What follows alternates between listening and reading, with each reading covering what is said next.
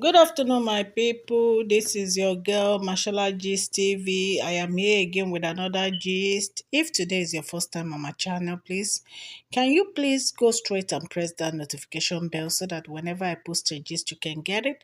And to my old subscribers, I say thank you. God will bless you. Òkè òkè lọ́wọ́ yín máa lọ ọwọ́ yín ò ní lọ ìsàlẹ̀ láéláé ní àṣẹ Ọlọ́run ọba. Orúkọ mi ni Máṣọlá o, mo máa ń sọ Yorùbá ní orí program mi and sometimes English. Ẹ̀yin ènìyàn, ẹ jẹ́ ká gbọ́ gist tèní.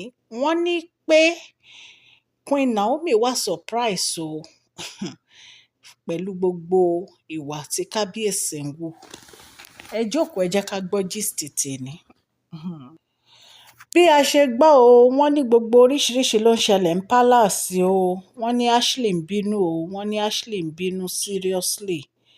Pé Ashley, ṣé ẹ mọ̀ pé bí a ṣe mọ Ashley, ẹ mọ̀ pé Ashley ti ń parade rẹ̀ láti bí few months ago pé òun ni favourite kábíyèsí, òun ni igbákejì ọba. Ṣé ẹ mọ̀ pé ó sọ? Ṣé ẹ mọ̀ pé ẹnu ẹ̀ ló fi sọ pé òun ni igbákejì ọba? Wọ́n ló ti ń parade rẹ̀ kiri o. Ìgbà tí kábíyèsí máa ṣọ́ọ̀kì ẹ̀, kábíyèsí gbé ṣọ́kàdé. Ṣọ́kàtì kábíyèsí dẹ̀ gbé dé ni pé wọ́n mú Dr. Elizabeth padà wá sínú palace. Wọ́n ní òjijì ló bá Ashley. Wọ́n ní bí Ashley ṣe bẹ̀rẹ̀ sí bínú nìyẹn. Ẹ dẹ̀ mọ̀ pé kábíyèsí ò fìgbà kan sọ pé èèyàn báyìí ni favourite àwọn rí. Ẹ mọ̀ ju olórí Naomi lọ.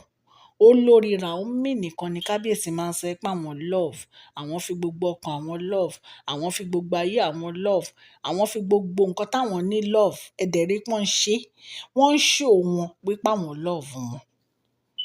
Kò sí ìkankan nínú àwọn olórí yìí tí kábíyèsí jáde tí wọ́n sọ pé favourite àwọn ni. Kò sí láyéláyé. Kábíyèsí ò ever sọ pé favourite àwọn ni olórí kankan rí except Queen Naomi. Wọ́n ní bí a ṣe gbọ́ o, allege ni o, torí ìsìnlẹ̀ máa ní mo ní wọ́n ní náà ni alleges wọ́n ní torí mi ò sí níbẹ̀. Nǹkan tí mo bá gbọ́ ni màá sọ fún yín.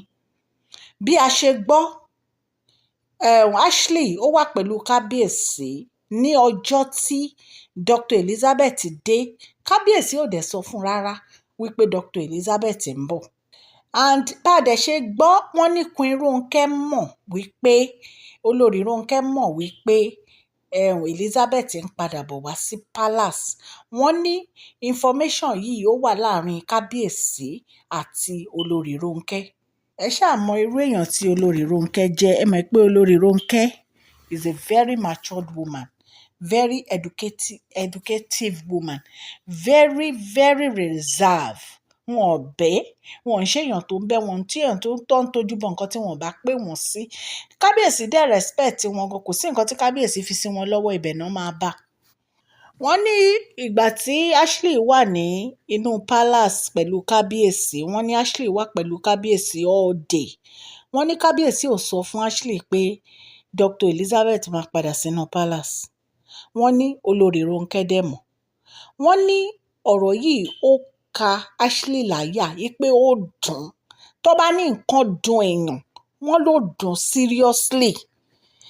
So pé báwo ló máa ṣe wà pẹ̀lú ọkọ òun láti àárọ̀ tó yẹ pé àwọn jọ wà together tí ò ní sọ fún òun pé ìyàwó mi ń bọ̀ nínú palace. Ó ti kàn ẹ́ náà nìyẹn. Ashley, òun ló ń rí yẹn. Ṣó ti yẹ? Òun ló ń rí yẹn. Ìwà ọkùnrin ló rí yẹn. Wọ́n ní bá a ṣe ń gbọ́ o, wọ́n ní Dr. Elizabeth wà nínú palace bá a ṣe ń sọ̀rọ̀ yìí o. Wọ́n ní Saturday gan-an máa ṣe welcoming party ẹ̀ fún ẹ̀yin èèyàn lé gist ní nìyẹn o. So wọ́n ní Queen olórí Ronke náà pé photographer tó wá ya kábíyèsí àti Dr. Elizabeth. Wọ́n ní Ashley ò mọ̀ wípé Dr. Elizabeth máa wá. Wọ́n ló dẹ̀ wà nínú palace ńbẹ̀. Wọ́n gbègbẹ̀yìn ẹni. Kábíyèsí gbègbẹ̀yìn Ashley. Ẹ̀rí pó lágbára. Kábíyèsí ń patú. Wọ́n ní ó wà nínú palace bẹ́ẹ̀ títí tí Dr. Elizabeth fi dé. Wọ́n take photograph. Òjijì ló bá. Wọ́n ní bó ṣe bẹ̀rẹ̀ sí rojọ́ nìyẹn o wípé kí ló dé tí òun ò ní mọ̀ pé Elizabeth ń padà bọ̀ wá sí palace? Kí ló dé tí wọ́n keep her away from her? Tó bá jẹ́ pé wọ́n fẹ́ cleanse palace ní ìsìn wọn á máa pè òun. Tó bá jẹ́ pé wọ́n fẹ́ gbé ẹbọ ní ìsìn wọn á máa pè òun. Tó bá jẹ́ pé wọ́n fẹ́ ṣe orò ní ìsìn wọn á máa pè òun. Kí wá ló dé tó jẹ́ pé wọn ò lè sọ fóun nígbà tí wọ́n fẹ́ clean ní palace? Kí ló dé tí wọ́n lè sọ fóun nígbà tán fẹ́ ṣèyí? Kí ló dé tí wọ́n lè sọ fóun nígbà tán fẹ́ ṣorò? Ó wá ṣe jẹ́ pé ìgbà tí Dr. Elizabeth dé, ìgbà yẹn lòun ò wá gbọ́n pa ẹ̀. Wọ́n ní bó ṣe bẹ̀rẹ̀ sí bínú nìyẹn tó ń sọ̀rọ̀. So wọ́n ní bó ṣe bínú nìyẹn, wọ́n ní kò sí bí ò ṣe bínú tó pé wípé àwọn ará palace wọ́n máa burú o. Tó bá jẹ́ pé wọ́n fẹ́ gbórò ní ìsìn àbí wọ́n fẹ́ ṣe ètùtù, wọ́n máa pe òun ló máa forí gbà. Òun ló máa forí gbé gbogbo ẹ̀. Wọn ò wá pé òun, wọn ò ṣe anything. Kí ló dé? Wọ́n nínú bí gan o.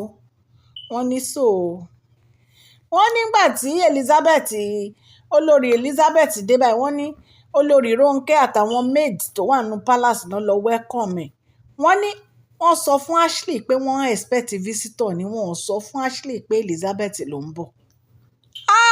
Kábíyèsí planner ni game planner ni wọ́n ṣọ̀n Ashley pa ni. Kábíyèsí ẹ gbóná. Wọ́n ní bí Ashley ṣe sọ pé wọ́n plan against òun ni, wípé wọn ò nífẹ̀ẹ́ òun, wípé wọn ò welcome òun mọ́ ní palace, wípé kábíyèsí ń fi secret àti olórí Ronke wọ́n ń fi secret pamọ́ fóun, wípé the way bó ṣe treat òun yìí ó lágbára, òun ò expect ẹ̀. So wọ́n ní bá ṣe ń sọ lọ, wọ́n ní bí kábíyèsí ṣe bẹ̀rẹ̀ sí palẹ̀ mọ́ fún Dr. Elizabeth nìyẹn o. So wọ́n ní bí Ashley ṣe bínú lọ sí UK nìyẹn o, wípé wọ́n ti dà òun kìnnìkan pé kábíyèsí ò finú tán òun, wípé wọ́n gbé olórí Elizabeth wá sí palace, wọn ò jẹ́ kó mọ̀ ń pa ẹ̀.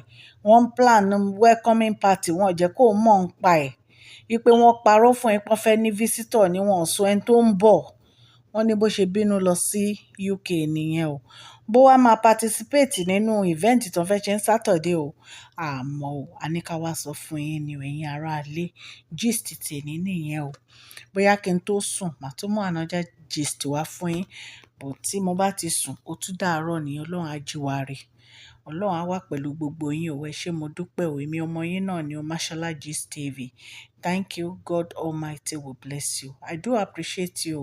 Òkè lọ́wọ́ yín á máa lọ. Gbogbo ẹ̀yin tẹ́ ń subscribe fún fídíò mi, Ọlọ́run á bless yín. Ọwọ́ tẹ́ fi ń tẹ subscribe, like, share, ọwọ́ yín ò ní kán sàlẹ̀ àpò.